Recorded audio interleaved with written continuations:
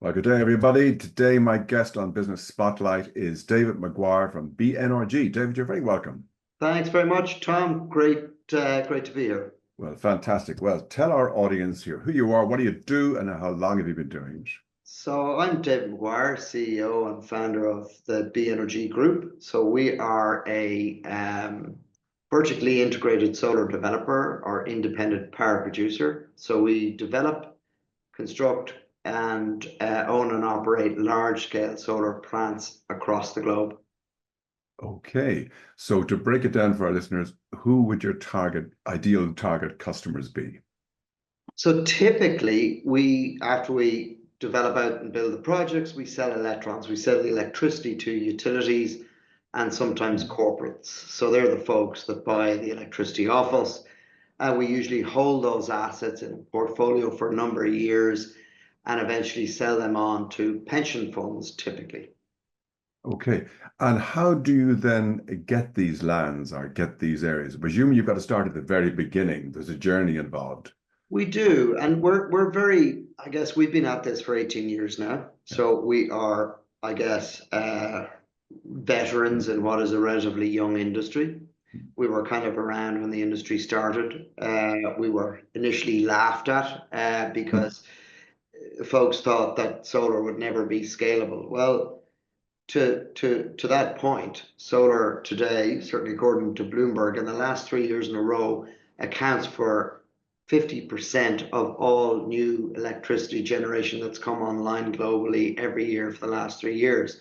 So the Wow. industry is huge.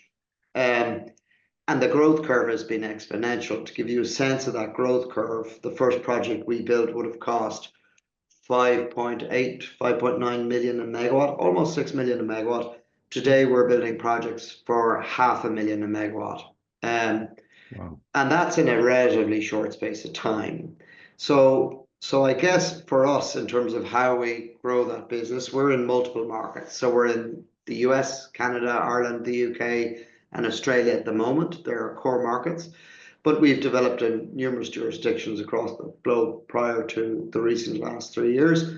But they're the core OECD markets we've focused in on. And how do we select a market? Well, we look at fundamentals. We look at demand curves, like what is the electricity demand going forward? What is access to the grid? What is the regulatory framework like to give you that access? Because it's a highly regulated market. And then we look at the policy drivers in terms of net zero targets, et cetera, decarbonizing targets for individual states or for countries as a whole. And we zone in on those territories and we look for grid. So that's our finite resource, is available capacity on the grid network that we can pump our electricity onto. So we assess the grid. That takes a period of time, and then we identify suitable sites. We do what's called constraint mapping with powerful GIS tools to layer out the unsuitable land and layer in suitable land to build projects that we can then export that capacity to the grid. So that's how we go about looking for sites. That then means that we've got a team of folks, boots on the ground, meeting farmers, meeting landowners. Sometimes, it could be just outside industrial or commercial parks. In other instances, it's in agricultural land. Okay. So I take it these are going to be larger projects. This isn't for an individual house or a residential unit. Yeah. So I'm imagining the planning process is all very simple. Far from it. I guess we've seen in new territories relatively straightforward planning processes, but we've also sought to get ahead of the curve as to what the likely resistance is going to be. Because planning, as the industry gains pace and momentum, and you see more and more solar projects being developed at scale, planning gets more and more resistance. There's often local resistance that's built up. So what we seek to do is get ahead of that and adopt best practice from other jurisdictions. So BNRG is very active in policy. So we would have been founding members in a lot of the markets, in Bulgaria, the UK, Ireland, European trade bodies. And we would have represented trade bodies in policy shaping discussions with policymakers. And Mhm. we seek to bring best practice. So that could be best practice, large scale solar and planning, large scale solar and agriculture, large scale solar community engagement, but also the economics and the route to market. So if governments are running auctions, we prefer a certain style of auction that will deliver the lowest possible price to the consumer. So we spent a long time on the planning piece as well. Every jurisdiction is different. Certainly, and even in the US, we have three different layers of permitting. There's federal permitting, state permitting, and county permitting. Yeah. In the UK, there's kind of national level permitting as well as in Ireland, and then more regional or local council permitting. So depending on the scale of the project, we could find ourselves in multiple or single layers of permitting. Yeah. So you mentioned pricing there. How do you control the pricing? Surely it's the national grids and the various areas that you're in that would say, no, look, our prices are, we control the pricing. No, no, the market's very much the regulator can sell market signals Okay. to generators, absolutely, in terms of when they want the power and the nature of that power. Mhm. But ultimately, we seek to encourage policymakers to run or regulators to run competitive auctions. So the auction sets the price. Okay. In the case of the UK and Ireland, for instance, we have a two-way contract for difference auction, which means that effectively the consumer underwrites the minimum price, which is what we bid for, and a certain amount above that goes back to the consumer. So on Okay. the public service obligation in Ireland, for instance. So ultimately, the consumer pays, and what we seek to do is encourage the sort of the market to be very much competition driven. Mhm. And it's industry that drives down that prices because they want those long-term contracts. Ideally, we love 20-year index linked contracts. And if we can get that, we will Okay. pursue the very lowest cost of capital. So that's what pension funds like. Can you imagine, Yes. pension Yeah. fund says, okay, we're going to guarantee your rate of return. We're going to guarantee your revenue for 20 years. We're going to index it. That's brilliant annuity income. Yeah. And it's fixed and it's known. Yeah. And it's fixed and it's known and it's long term and great. We'll take some of that. And the cost of that capital is subsequently very low because it's very risk diverse capital. Mhm. So the cost of the capital is very low, but that pushes down our bid price in the auction even further because cost of Okay. capital is a huge Mhm. dial mover for us. What is the typical lead time? So the start of a project after you've identified a lot of work goes in, but from the very beginning, what would be the kind of lead Yeah. time to actually bring it to market?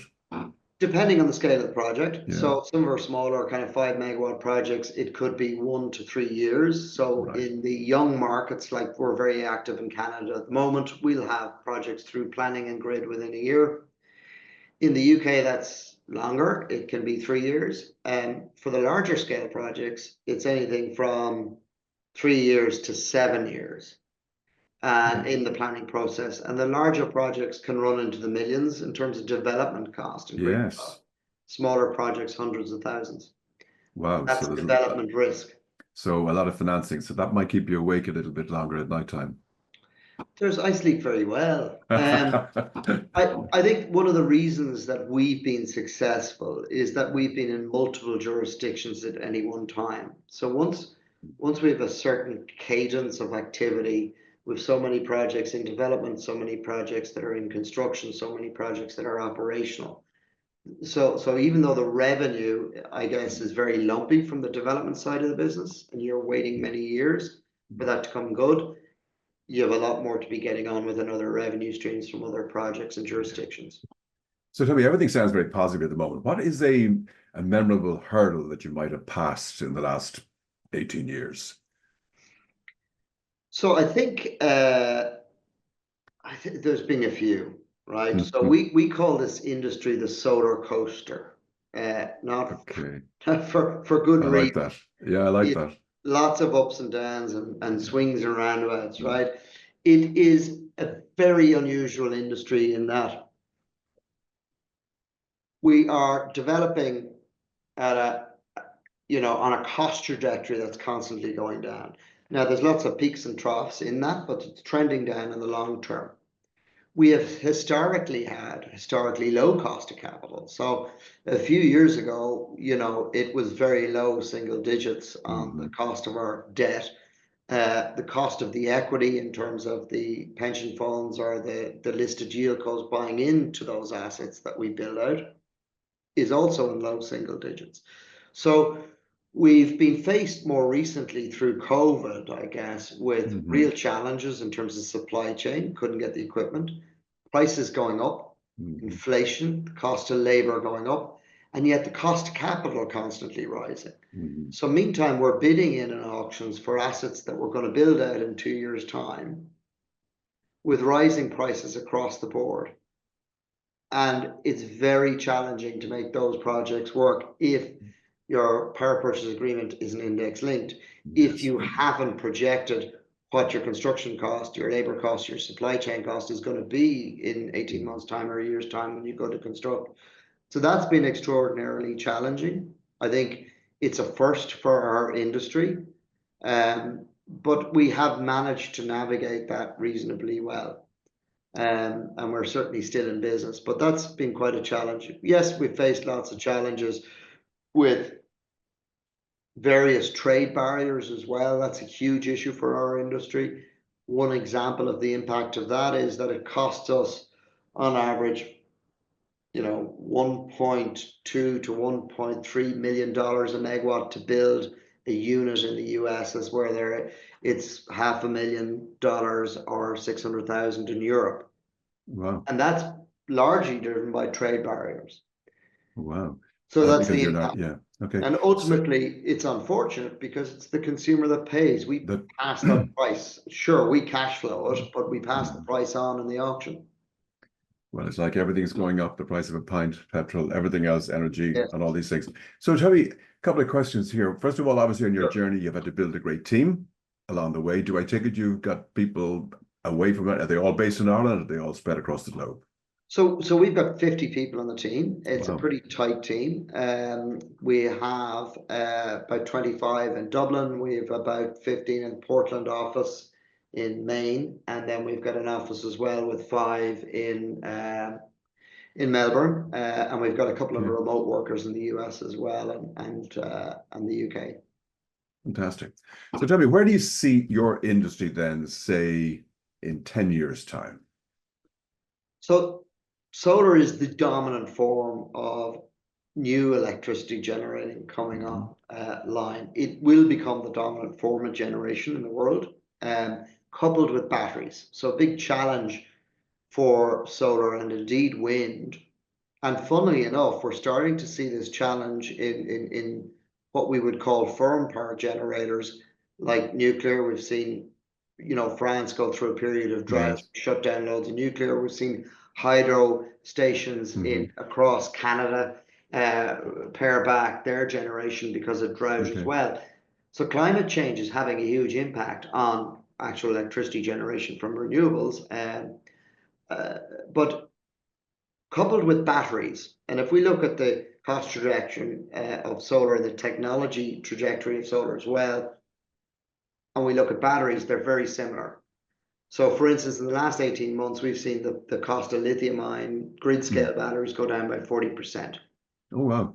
Yeah. So, and the scale of the manufacturing from Southeast Asia is colossal. And certainly right now, we're seeing actually the supply meeting demand, but demand is constantly going up and is always surprising analysts. And it's the same with solar. No analyst has ever estimated what solar is going to be deployed in any one year in the history of this industry. So curves are exponential for those two technologies. Couple those two technologies and you've got firm power. So I could build out solar and batteries, provide firm power to the grid at a much, much, much lower cost than, for instance, nuclear. Wow. and certainly a lower cost than coal. And so really, I see that cost trajectory continue, and I see a really bright future for this sector. And that must be very good for the consumer too. So, Yes, David, a couple of last questions here. There'll be sure. a couple of young budding entrepreneurs listening into this and wanting to learn a bit from your story. What advice would you give to an 18-year-old you? uh, just aim high, keep going. I think be prepared for setbacks, and learn, embrace the setback. I think, young folks today going out into the world, um, and this is something that concerns me, is we often are not exposed to failure anymore. Good So, point. Mhm. so I noticed that, you attend a sports day with kids, everybody gets a medal. Well, you know Mhm. what? There's winners and losers, Yeah. right? Mhm. And the reality is you reward the winners and the losers, but learn And probably en- and greater they need lessons and they need than the winner. encouragement. Yeah, they need encouragement to They do need better. encouragement to Mhm. keep going, but you have to be able to embrace that failure, learn from it, and move forward. And by the way, there's no point in winning if you always win and it's easy. What's the point of winning if it's easy? Mhm. So to feel good about that success, it has to be hard fought, and you've got to be disciplined, and you've got to keep trying and get up again and go again, because for every knockdown, you're better equipped for next time round, and it makes you more resilient. And the one thing I'd say, sort of any successful entrepreneurs, any of my friends that I know, is you need grit. And you will only develop that grit through failing and going again and getting up. Fantastic. David Maguire, bnrg.ie. Look it up, guys, on the internet. David, last thing, is there anything, who would you like to speak to if anyone's listening here? Is it large landowners or people who are looking to invest? Who would you like to speak to? Well, really, my message is not necessarily for our business as such, but it's climate change. And it's something I'm passionate about. I'm a scientist by training, and this is what really inspired me into this field, was the technology and climate change. And really consider everything in your business. Just keep one eye on climate change, and the planet, and as individuals as well, do little things you can. Every little bit helps, but I think let's not lose sight of what is going to be a really challenging period in sort of in human evolution, like in the planet. Mhm. But I think it's also presenting a phenomenal opportunity to reset how we do things, how we consume resources on the planet. And I'd urge everybody just to maybe think about that. Heading to a brand new world. David Maguire, BNRG, many thanks for your time today. Really appreciate you taking part in this. Thank you very much, Tom. Take care.